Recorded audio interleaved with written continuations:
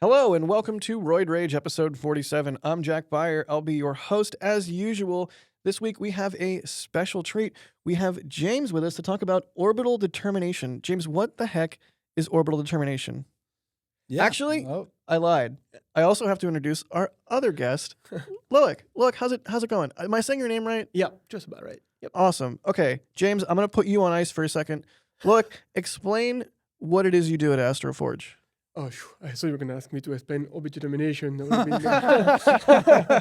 can try. Then we can get James' real answer. Yeah, he just shake his head the whole time. Yeah. I do mission design. So it's James and I work super closely together. I make a path, and James figures out how to stay on that path. That's fascinating. Do you play Kerbal Space Program at all? I've never played Kerbal Space You've Program. never played Kerbal Never. Space Program? I've bought it. I even probably installed it once. I never actually played it. Oh my god! At some point we're going to have like an employee bonding video game day because I feel like everybody that works in space flight should play Kerbal Space Program at some point or another, especially people who are designing orbits. That's fair. And trajectories. All right. He'd be frustrated by the lack of like utilities. I'm not sure it would be good for our company progress. Yeah, okay, yeah, necessarily, no. But for fun, yeah. I probably shouldn't say this out loud. I have over 1,000 hours Wow. because Steam tells you how much time you've spent on a game. I have over 1,000 hours in Kerbal Space Program, which every now and then I'll be reading. This pilot, such and such a military pilot, or this commercial airline pilot saved the plane or whatever, has 5,000 hours in the 777. And I'm like, oh my God, I have 1,000 hours in Kerbal. I'm basically an expert, although I still suck at it. You know who can make a competition out of it, then Matt will be on board. Oh, maybe that would actually, who gets to build the best Deep Space 2 in Kerbal Space Program? Or race like they do in The Expanse, with a slingshot around the bodies, flybys and all. I'm in. Next company party, I will try and get something together. All right. If you win, you get to take one of the engineers' jobs. What if I don't want that? Why have you been playing Kerbal this whole time? You get to do it for real. Well, here's the thing. Kerbal simplifies a lot of the horrible stuff that I'm sure y'all have to deal with. Like, the tenuous atmosphere in low Earth orbit. I don't think that's really a thing in Kerbal in terms of like minute amounts of drag. There's a lot of simplification. Like a lot of the physics and orbital mechanics are really spot on, but they do fudge quite a bit. Look, dude, all I want to do is point camera, push button. Don't make me do math. That's fair. Once again, why do you have 1,000 hours in Kerbal? But doing math, something tells me you're good at it because orbital determination. Am I right? How's that for a segue? It's pretty good. We'll also have a competition for who has the best segues. Oh, someone comes in with an actual Segway riding around on it. Oh, no. It's like, I didn't get the memo. So Kerbal does the orbit determination for you typically, but so orbit determination, Loic gave a good answer, which is try to figure out how to stay on the path. There are two parts to it. One is you get measurements from the spacecraft. Right. So we have a link where we're talking to it. We can determine how far away it is and how fast it's moving based on that link. And then we know how things move in space with respect to planets and the sun and drag and solar radiation pressure. And right, because there's no GPS in space. The GPS satellites are in space, but they're primarily near space. Yeah. They're like focused on the Earth, and so for positioning, you need to be able to have the spacecraft tell you where it thinks it is. I'll give you a caveat. Actually, verify? No, none of that. Actually, really? Oh, wow. Yeah, okay. Yeah. Everything you just said was wrong. Oh, okay. Well, we'll cut all of it. Yeah. So Rachel, leave it in. So GPS is in space, and most satellites use GPS. Really? Most satellites they have an accelerometer, a gyroscope, and a GPS, and that's all they need. They don't use the link. They don't use any of that to do. I mean, they might use it some, but in general, it's not necessary. But does that have limitations? Like only in low Earth orbit? Because we go to deep space. Yeah. We're different. Yeah. So we are very different, and we actually look more like a NASA mission than pretty much any commercial mission out there. The only other missions that really have to worry about this are other governmental missions from other governments or some of the missions that go to like GEO or the moon. Even then in GEO, you can use GPS. You use the side lobes, the back lobes, lobes that go past the Earth, and you can get a GPS signal pretty easily. Wow. You combine that with some ranging every once in a while, and you've got your position. So, like the spacecraft itself will have an inertial measurement unit of some kind, and then that tells us like, or gives us measurements that we can base things off of, in addition to these other. So how does it work? So there's two types of navigation that we're doing here. There's the onboard navigation, which is stuff like Armand's been on the podcast before. We might have had Emerson on, some other people. That sort of navigation is important for determining your rotation with respect to like the Earth and other things you want to look at. Right. So there's a gyroscope on board. We actually throw away all the accelerometer measurements. They're too noisy. We can't really use them for anything. And then Then why have accelerometers? they just come in the package. Oh, okay. Yeah. It's in the box. You Kicks and giggles. if you have a spacecraft with like a thrust that is like high thrust spacecraft, like Yep. you can detect if you have thrusted Okay, that makes with sense. with an accelerometer. We've got electric thrusters, so it's much more of a soft push. Like if you were to maybe like average out the accelerometer over a long period of time, you might see like a slight bump, but you wouldn't really notice it. No, that makes sense. We're more sailing than power boarding, right? You Yeah. wouldn't feel that kick when you put the throttle in the corner. I like that. Could we make it like an aviation metaphor, and like we're a glider, we're not a P-51?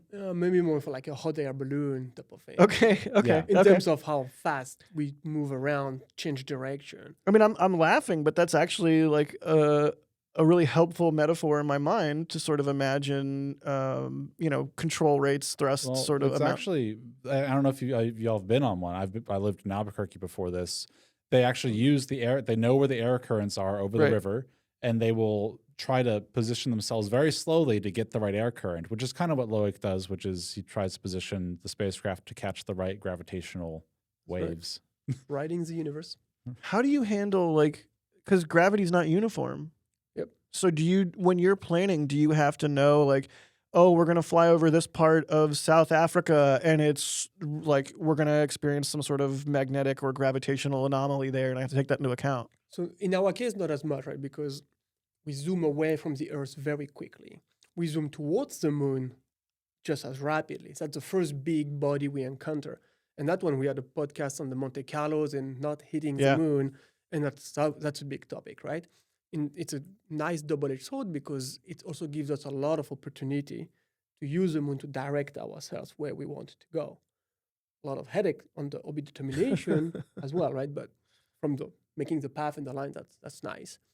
And after that, most deep space mission don't have to worry too much about other gravity funness, right? You're in the middle of nowhere. Right. You do consider the sun, the Earth, and all the planets because that's how the universe also works, but Right. it's very mellow. In our case, actually, we have another double-edged sword is our targets, we select them such as they stay close to the Earth, relatively speaking, Right. because of our range, communication, abilities, and so on, right? So we're actually much more subject to the very distant gravity of Earth than most deep space missions.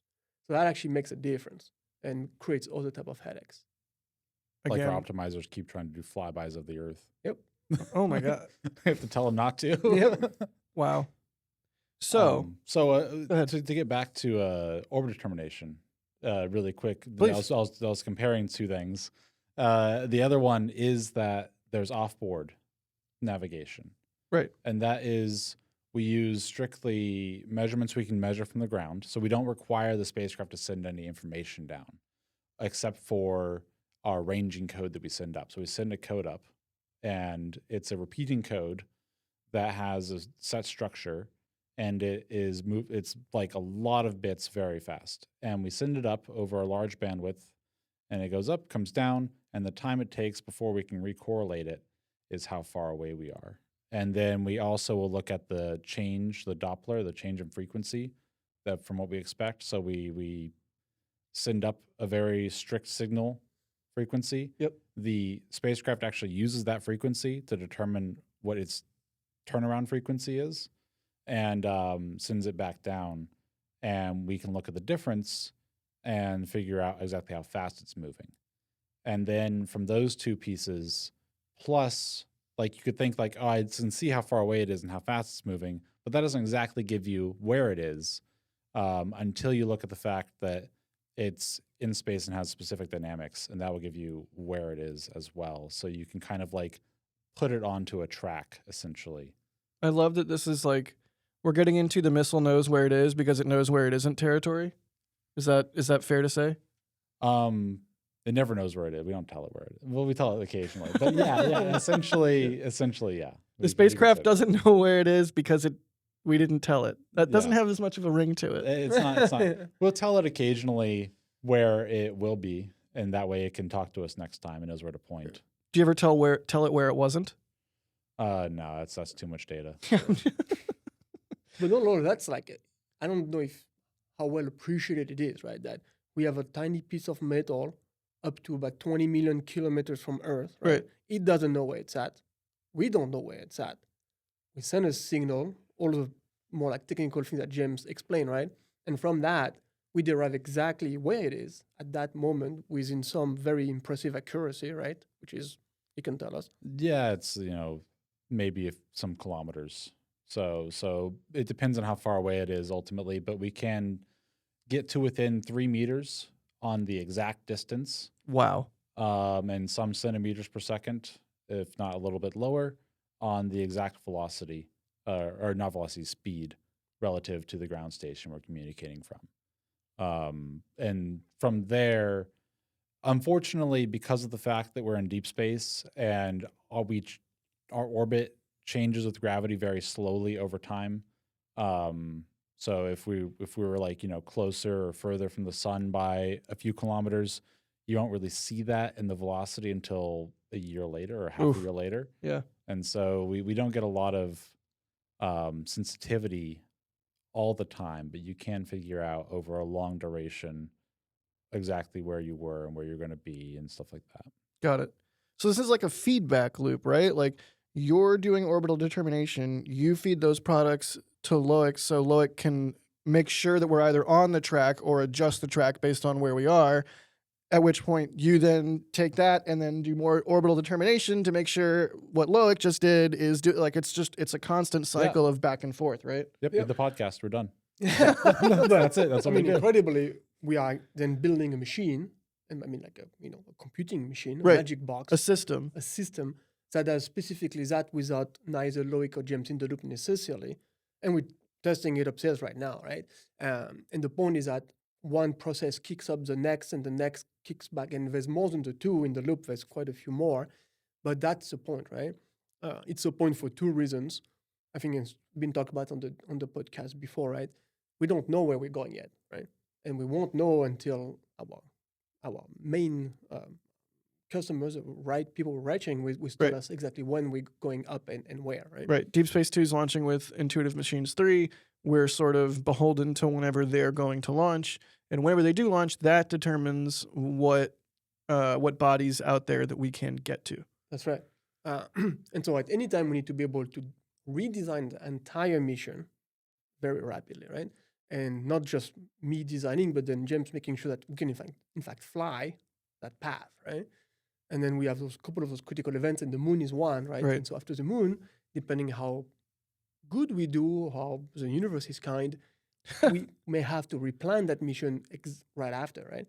And replan either to get back to the track to the asteroid, or that asteroid is not actually reachable anymore because we're going to a different direction. Right. We have to go to a different asteroid.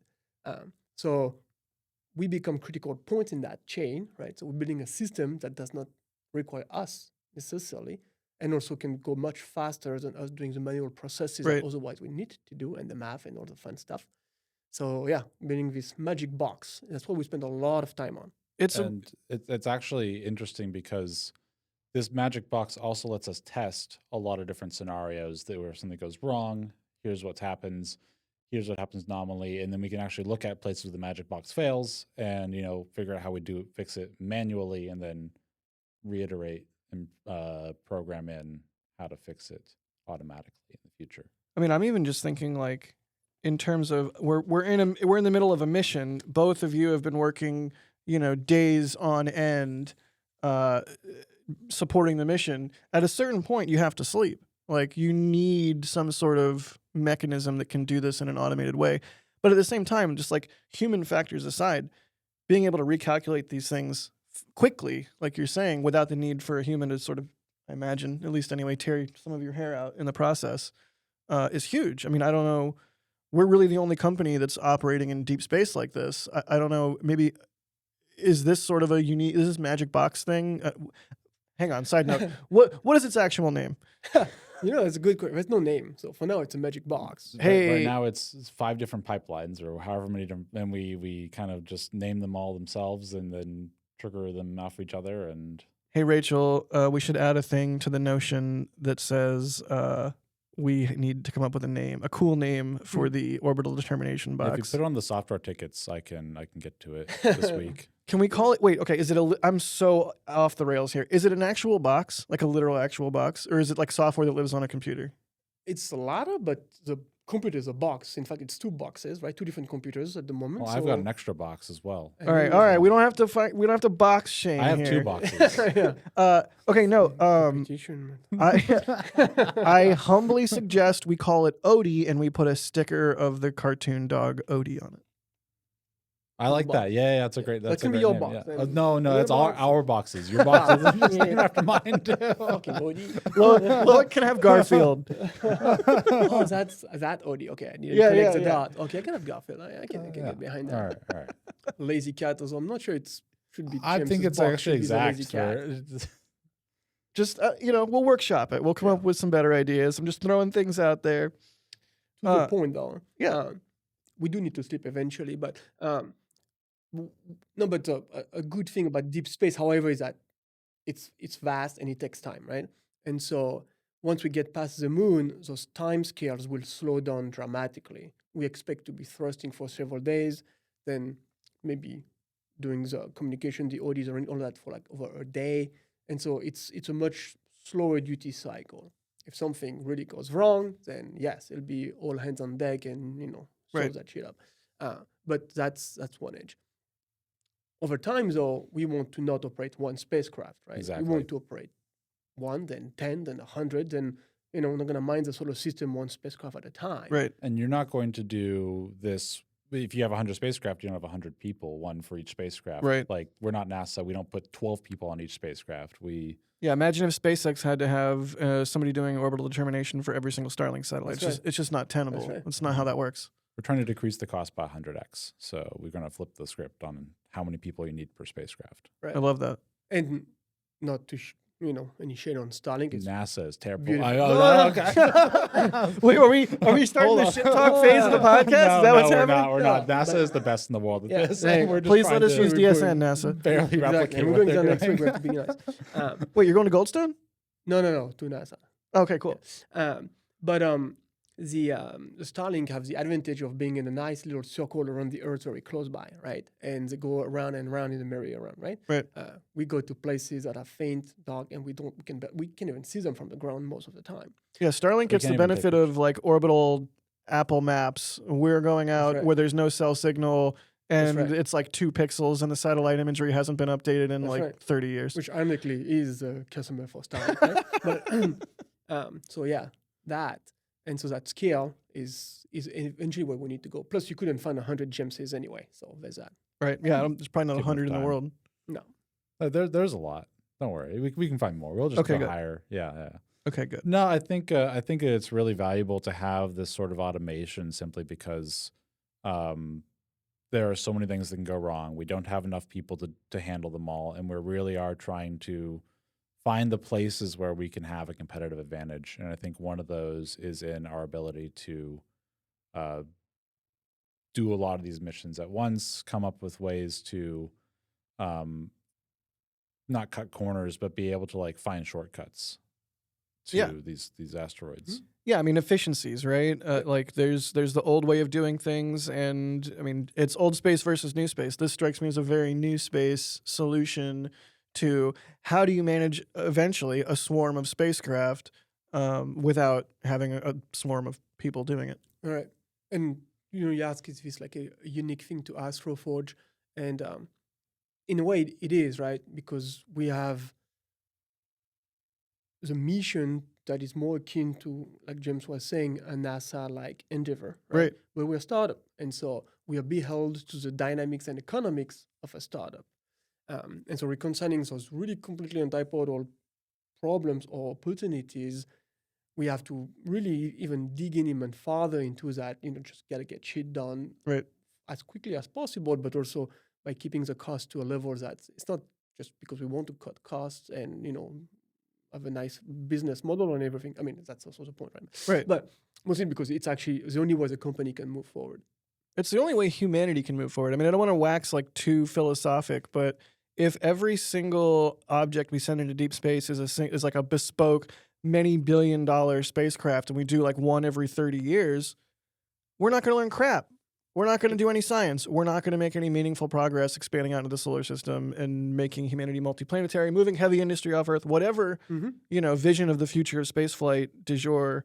And to see Du us... jour. Fancy. Yeah, that's French for you, right? You know, there. yeah. Yeah. What does that mean, Loic? Day of the day? Of the day. Yeah. I don't even think I used it right. But yeah, like it makes me happy to see us taking taking a big challenge on like this. I mean, the number of big challenges that AstroForge is trying to accomplish or solve is remarkable, but this is definitely one of them. Like, how do we get the cost down on these things, and how do we eventually manage a swarm of spacecraft in deep space? Well, we've got some really exciting like firsts as well for like private companies. So we want to do like, as an example, you can imagine that when you're doing ranging and range rate and talking to a spacecraft in deep space, and you're trying to get it to come back and bring materials back to Earth, it's hard to determine like if it's above you, if it's below you, where it's coming from. And so figuring that sort of thing out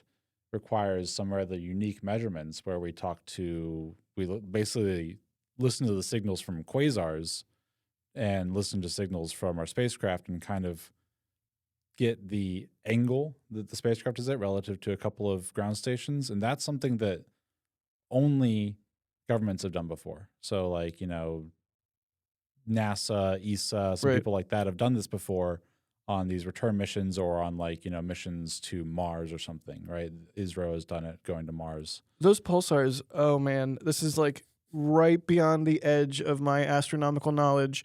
Are those the same pulsars that we've used for like looking at redshift, age of the universe? There's a name for them, like Oh man, I cannot speak to that. I would have to ask my girlfriend.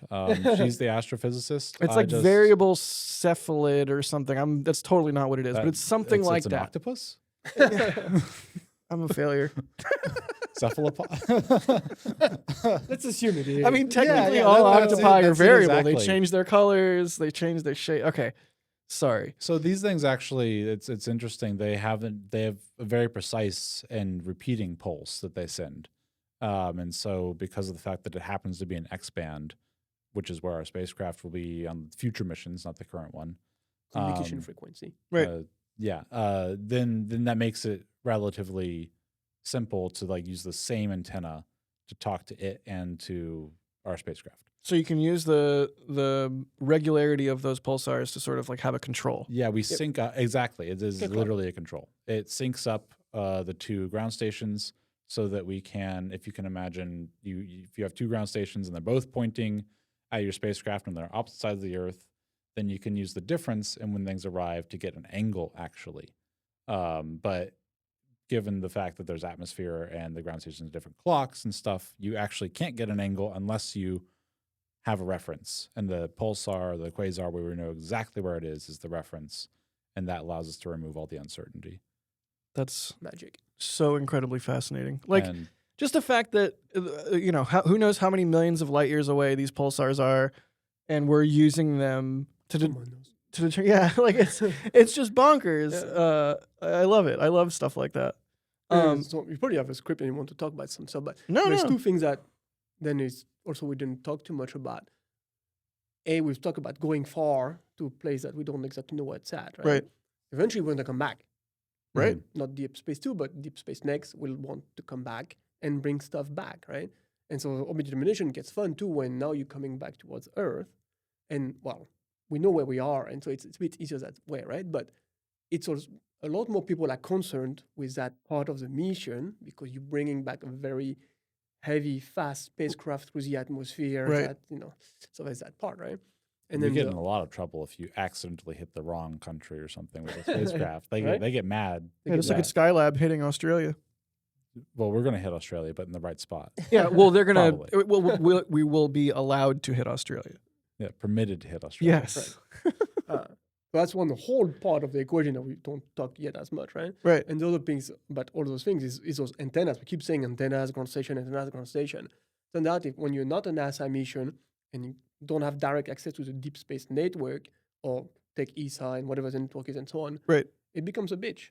And a lot of Robin's time these days and others is finding this collection of ground stations and all the different ways that they have to interact with us and scheduling and all that stuff, so that then James can do his OD, right? And without that part, then we got nothing. Yeah, the ground station aspect of the whole thing is just such a headache, and I don't even have to deal with it at all, but I see what goes into that. And each individual ground station is its own bespoke thing. It's its own operator. You don't know that they are going to be using, some standard set of equipment. Like the Deep Space Network, if people out there watching don't know what that is, it is infrastructure built by NASA, huge numbers of dishes in 3 separate places around the world, so that there's constant coverage. There's one in Goldstone out in Mojave. There's one in Australia, and there's one I think in Spain. Yep. Yeah. And so that way, like that's how they talk to the Voyagers and all of the probes that go way out there, like New Horizons, everything. All of that using the Deep Space Network. We don't get to use the Deep Space Network. Although, if anybody out there knows anyone that works at the Deep Space Network, hi. Well, we actually do. We do know. We talk to them now. Okay, cool. They're friends of ours now. We have not. Let me rephrase that. We have not previously been operating our comms through the Deep Space Network. Yeah. But we actually we're working that to get that sort of thing, just because of the fact that it's really valuable to have that level of deep expertise from your ground station operators. Right, if you have like some random hobbyist or just like a group of people that I don't want to be diminutive, like not hobbyist, but just like a non-NASA grade entity. You don't necessarily know that they're going to have the same amount of rigor or the same level of clarity in their setup and what it needs to be in order to. It's also just like the size of the antennas. Yeah. What is the big one at Goldstone? I think is 30 meters. It's wild. It's the one that we would use. Yeah. Yeah. That's the one we would use. Yeah. Oh my god. For deep space. Yeah. Deep, like 20 million. Like when we're out there. Yeah. We're out there. We actually, it's interesting. We have an interesting case because we want to use cheaper antennas when we're closer to Earth, more expensive ones when we're far from Earth. If you use too big of an antenna when you're close to Earth, you will blast your spacecraft out of the sky. It's called having an overdriven system. You will literally send too much you fry signal. your radios? You will fry your radios. Wow. So part of my job, and then Max has been on here before, part of his job is setting up something where we can actually take a trajectory that Loic provides, run it through something which looks at all the different passes for all of the ground stations we're considering, gets time windows when we'll be able to talk to the spacecraft, gets a link budget, which determines how much energy you're going to be able to receive, how much, can you get a signal that makes sense at the spacecraft and at the ground, and then automatically determines which ones are good and then feeds those up as good options. And then we have our ground station team, which is hiring, and they're great. Our ground station team is great. It is small, and we are recognizing we definitely need more people. Yeah, ground software team. Yeah, careers at astroforge.com. Yeah, and ultimately they feed up to the user, so whoever is doing mission operations, exactly which passes are the best passes, and then you can just go through and click on those and schedule them. Do that one. And now, of course, scheduling them with different ground stations, so we haven't contracted yet. That's in in the future, but everything else is all set up for that. And it's just like the sort of thing where you get a new orbital determination solution. You run it through a pipeline that figures out where the spacecraft's going to be in 2 weeks because you got a new solution. You maybe rerun your optimization strategies. Then you regenerate this like list of passes you want to have and exactly where to point during them. And that sort of thing is important to not do manually Right. when you're trying to operate multiple spacecraft. Makes sense. And it's easy to screw up if you're doing it manually too. Yeah, so there's a lot of things that need to happen before you can even talk to the spacecraft or listen, right? Because Right. mostly. Well, because if you don't know where it is, you can't get an antenna pointed in the right direction, and then you won't be able to talk to it or hear it or anything. Yep. Wow. All right, I'm going to go off the rails again. Speaking of designing trajectories, you know how, like, on flight radar, sometimes pilots will, like, draw a funny shape or, like, a human body part or, like, a smiley face or a heart. You you ever seen that? Or, like, I've seen, like, a plane, Sure. flying in the shape of a plane. Sure. Uh, You want to make a spacecraft fly in the Yeah, have you ever thought about making the spacecraft fly in such a way that its track would make a funny shape? Well, we're going to be taking pictures of the back of the moon. Say what? Yeah, we can send those down with whatever sort of additions we want, unencrypted to the Earth, and see what people think. It's like put like a family, like a civilization of gnomes or something on the far side. Yeah. I mean, there's been talk about whether or not we should indeed carry a way to then sell that imagery. You want your souvenir shot, like after the roller coaster, you get all those shots. Yeah, yeah. Same, your face with the moon. Why not? Didn't NASA Mr. Beast, what's his name, Mark Rober, do it first? Two different people. Mark Rober did do something like that. Actually partnered with a friend of mine, Tim, Everyday Astronaut, to do his live stream for that mission. Pretty cool, Mark. Mr. Beast was just spotted at Starbase. That might be what you're thinking of. No, I just call Mark Rober the Mr. Beast of NASA. Also, I mean, yeah. Also, yes. But to the path thing, no, we've not actually looked at that. I can't really. I'm shocked. But we should look at what it looks like. I mean, typically you call that a ground track, right? You look at what the track of your spacecraft. Right. You don't often look at that for deep space because again, it doesn't really matter. It's a little boring. It's a deep little space ground tracks. But in the first, again, like about a week, where we zoom out toward the moon, then it's gonna do some funky squiggy on the ground, right? We don't have too much authority on what You have to get a PhD before you can say that. Funny squiggly on the ground. Yeah. That's right. It's a technical term. They ask you at the end, by the way. What does the ground They track show look you. like? They show you like 3 pictures. Three They're like, different which one of squiggies. these is the That's funny right. squiggly? That's right. You've done your binary asteroid problem. What does it look like on the A ground? bunch of squiggies. But so we don't have too much authority into changing that line, right? We're like zooming out. So to James Bond, it looks boring on the ground, right? But at the asteroid after that, I mean, eventually when we start flying things and maybe stay around the asteroid, I mean, there's maybe things we can think about. Yeah. Please don't spend any brain. It's Oh, just no, it's no, a I'm dumb not question. But But thank you for humoring me. I don't think there's a Closey Wiltshire solution for funny squiggly. Funny but squiggly, yeah. there is teardrop, but that's about as far as you can get. So is orbital determination the sort of thing a startup or a smaller company would normally like outsource? Like, are there companies like that are like contractor? Are we advertising for C right now? Is that what- I don't know. I don't know what like I literally. I'm Genuine question. So we were contracting or outsourcing this at the very least. The start of the mission, we had people who hadn't done this before. We Right. still do. I haven't done this professionally for a spacecraft before. We have people we're contracting that's called Space Exploration Engineering, and they are great. They've done this for a lot of missions, and we were working with them for shadow navigation. So in this case, during the start of the mission, just make sure that we haven't screwed anything up, any pitfalls we haven't seen before, that sort of thing. It adds a lot of value there. Now, they have done all of the navigation for some missions for some companies, and there are other companies who do all the navigation for people, and that's all they do. But we want to vertically integrate as much as we can. Right. And so and to the point about operating 10, 100 of these spacecraft. That's at a certain point that has to be in house. You can't You Yeah. can't Yeah. just give that to somebody else to handle for you, Absolutely. Yeah. even And in shadow mode. the thing is, a lot of companies will also sell you software to do this sort of thing.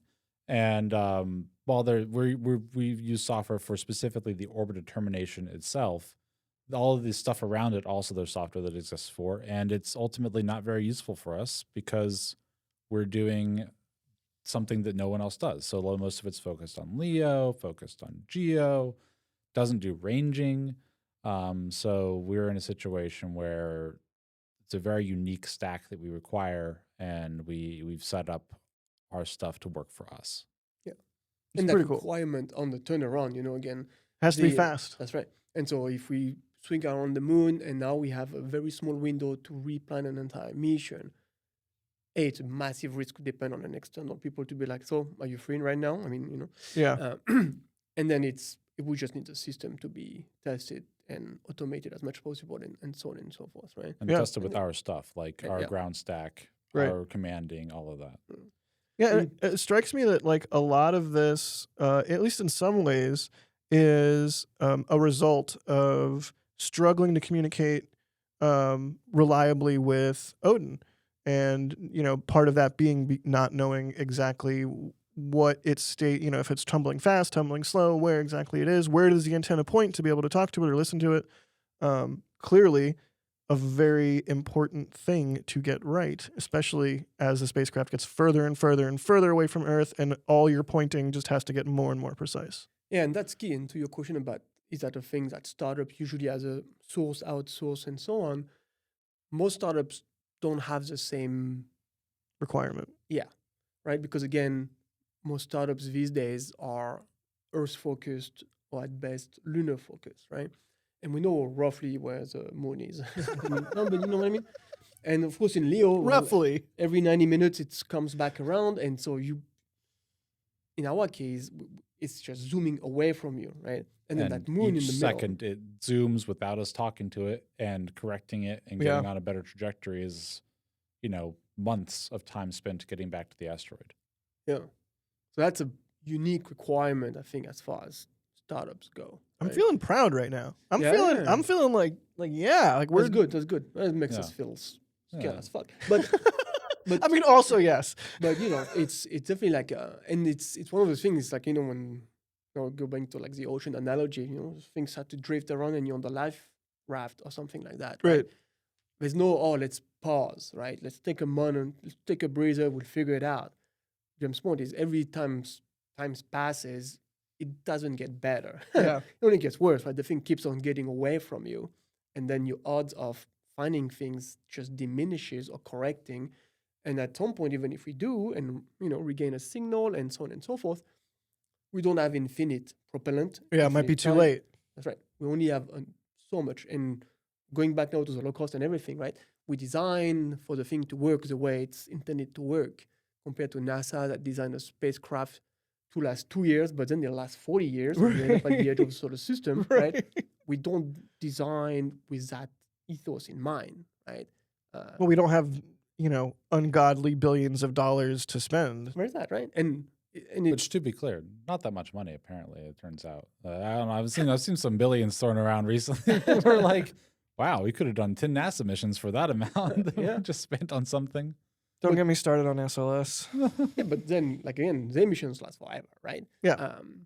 Yeah. It's not the way we take the approach, and so we cannot rely on that cushion. Right. In fact, we don't have the cushion, right? People talk about margins a lot, right? And NASA Right. there's a system margin, that margin.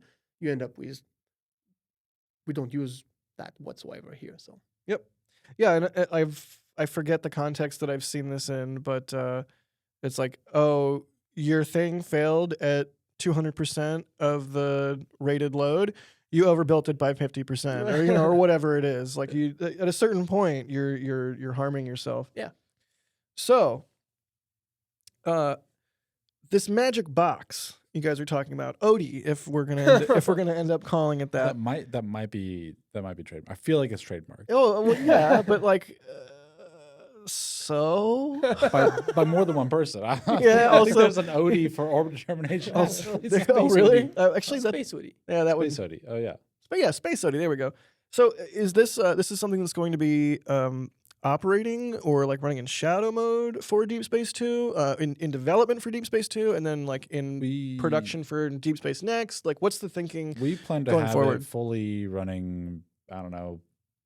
Tomorrow is that the plan? So fully running. Okay. So the thing is that like we have so many things to do that we need to get as much done as quickly as possible. So basically, our expectation is we're going to be running this fully for Deep Space Two, and continually integrating or I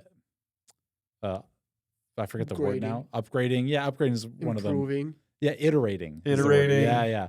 Classic Integrating new all of space it. word. Yeah, we're just gonna keep iterating on it. We gotta fail until it's fast, good. you know. Test, fix, fly.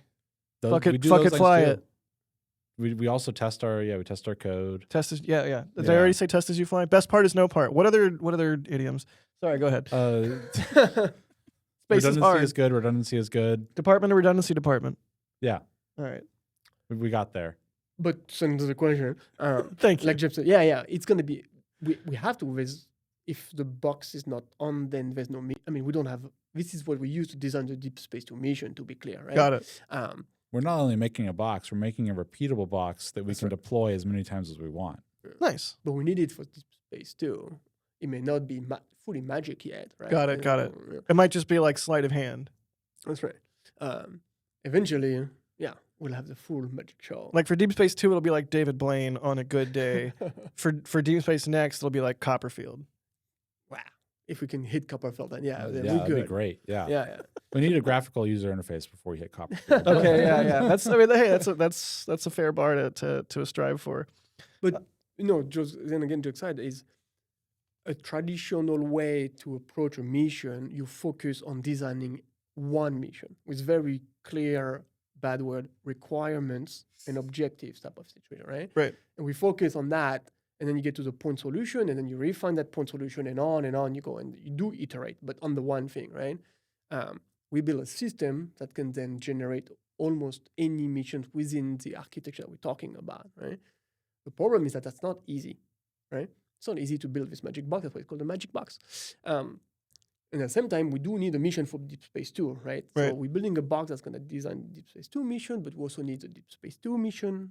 So it's building the plane and flying it, like the people say, right? Yeah. And so we have to balance that bandwidth, right? Because we don't want to get to a point where we have a great box, but not yet the mission, and otherwise vice versa, right? Right. So, Yeah, that makes a lot of sense. I mean, to that end, are you guys like phasing things in a certain way so that you're like, oh, well, we'll have it at, I'm just going to throw a number out there, 90% for Deep Space Two, and then for Deep Space Next, we'll iterate on that remaining 10% just to make sure that everything sort of comes together at the right time. I think that it's important to always get a minimum viable product, figure out where the pain points are, and then keep generating new, better products. So we don't really have a goal for like this percent. Mhm. We just want to have the best thing we can make and have it be functional and fault proof, that sort of thing. As fault proof as we can make it, Yeah, makes sense. traceable. Cool. You guys want to do some mailbag? Don't call me that. I don't even. Oh man. That's why we need more HR. No, don't agree with that. Wow, we only have one mailbag this week from Ghost of Laszlo. What are you guys doing? What you guys are doing is cutting edge and fascinating. Do you think industrial scale asteroid mining can be up and running in under 15 years, entirely commercially led? What's the pathway? Okay, that's simple question. yeah, right. That's probably we might have to come back to that when we have like Matt or Chap or Well, I can Robin answer as on. Matt. But I do want to hear your answers, but also I kind of want to hear your version of Matt's answer. Yeah. So if I were to answer as Matt, I would say, fuck yes. That's exactly what I had. I had the same answer. If it's more than 5 years, we've screwed up. We won't be a company. Business something killing. Like that. Business killing. Ultimately, our goal is to. I think 10x is one of the words you don't like a bunch because it's too. Basically, we need to be doing this very soon, next few years, to be a company in 15 years. Yep. I don't know myself exactly what scale it can grow to relative to the terrestrial mining. But we've brought on people to figure out those numbers, and I'm sure once they have them, we'll release them. Yeah, I just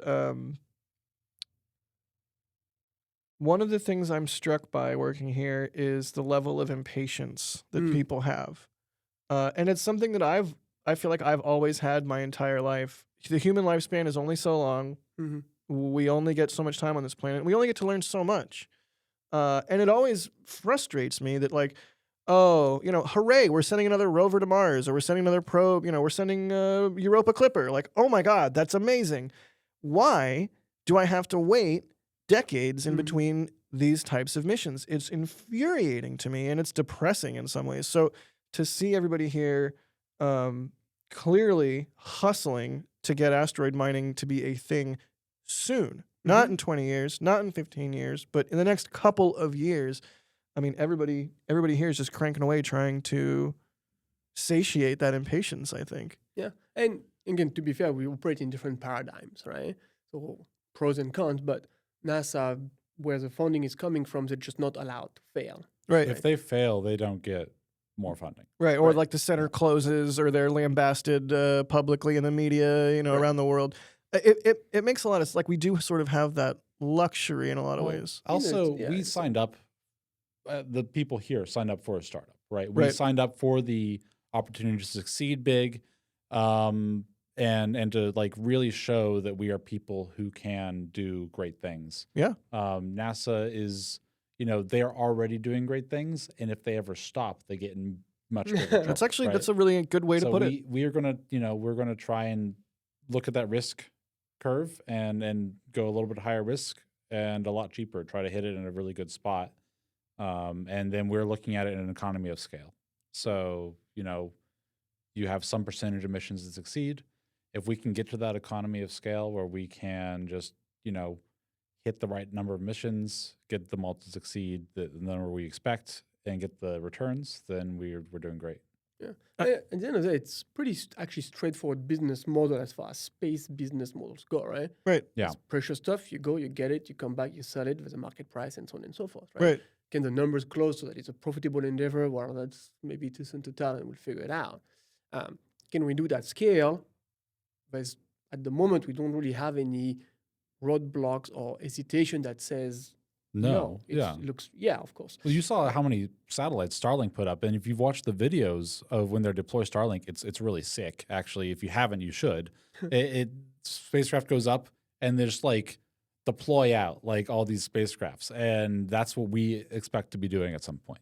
Yeah, basically, you can think of a Starlink deploy as a deck of cards, and the second stage starts to rotate right before deploy happens, and that inertia, that little bit of rotation applies to the stack. Like each individual 20, 30, 60, whatever it is, satellites don't have their own pusher mechanisms and spring separatey thingies and all that. Like, they just use the inertia from the rotating second stage right before they separate to sort of splay out like a deck of cards. It's classic SpaceX Elon. The best part is Big no part. Springs don't want you to know about this one trick. Yeah.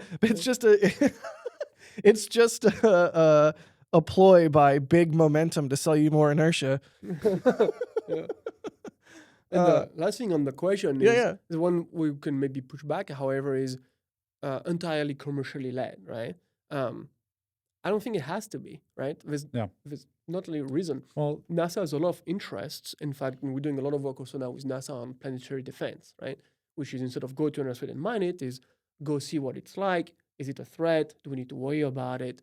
And then, of course, NASA likes science, right? So that's funny part of, but AstroForge now, as far as startups goes, is a lot of the thing we do is extremely interesting to NASA. Yeah. As also as a vehicle for them to do things, to your frustration, next year for $10 million instead of in 10 years for $1 billion. Right. So there's no reason for us not to be working super closely with NASA and others. So it doesn't have to be necessarily strictly commercially involved, led for sure. Like, as in, we should push. Right. We can do it. It means, it's time for commercial space to do it. Yeah. As opposed to NASA. And to be clear, like, I think there's there's value in both approaches. I don't think anything is black and white in this world. I think having those big flagship missions that take a long time and are going to nail it, and like that's fine. But only doing that Mhm. is only that way lies folly. There are a lot of scientists out there at NASA who are like you and want their instruments and their cool stuff that they build to go to space. Right. And there's only so many NASA missions, and so it's a natural opportunity for them. If Yeah. we have a bus, we have the ability to build these things quickly, and we have a pretty good rate of getting them out there, and our interests align. Yeah. There's no reason for us to not send these things It's up. so plug, so like we can say if anyone wants to fly any payload, Yeah. call us up. You have any We have room. payload, we will fly. Yeah. Especially if deep it's a space. camera. Into deep space. We love cameras. I do like cameras. Oh man, I'm blanking. What was I going to say? Something about Kerbal Space Program. Yeah, probably. Yeah, this guy always talking about it at the office. I do love Kerbal Space Program. This is okay. This has to be like the first day I've talked about Kerbal Space Program in like 3 months. Come on now. Come on now. Comes in his interview dressed as one of the guys from Kerbal. Yeah, like dressed as Jeb Kerman. Oh my god. Yeah, I mean I think we're pretty good. Rach, how are we on time? Cool. All right, well, James, thank you so much for taking time out of your extremely busy day building magic boxes and determining orbits to chat with us. Yeah, thanks to Loic as well. Yeah. Well, all right, I guess Welcome. you're gonna be the host I have now. to work with him, right? Like I can't ignore him. Get in trouble. He won't be my Doing it him. code. But look, seriously, thank you as well for taking the time. We kind of threw that one at you last minute, so thank you so good. much. Is there anything y'all want to hit on that I have not hit on throughout the course of this recording? Something maybe I forgot, and you're allowed to say no. I was going to ask Matt about his favorite book as a kid, but guess not. Next time. Next time. I'll just go ask him in his office. Now I'm wondering what my favorite book was as a kid. You read? I mean, I like mostly the ones with like a lot of pictures. Yeah. yeah, Oh, yeah. yeah. Like it has to have like the big pictures on like one page, and the other page needs like size 72 text with like a maximum of like 7 words per page. Then I'm good. That's like yeah. It has a button that like reads it out to you. Yeah, it like has a picture of an animal, and if you press the picture, it makes the sound the animal makes. Yeah, very Yeah. avid reader over here. Cool, All right, that's all well, I had. if y'all are done roasting me, I think that's it for this week. Thanks for watching. If you have any questions, please submit them in the comments on YouTube or send them to mailbag@astroforge.com.io. Ask Loic on LinkedIn. He'll answer. Yeah, send me a message on LinkedIn. DM me on Twitter.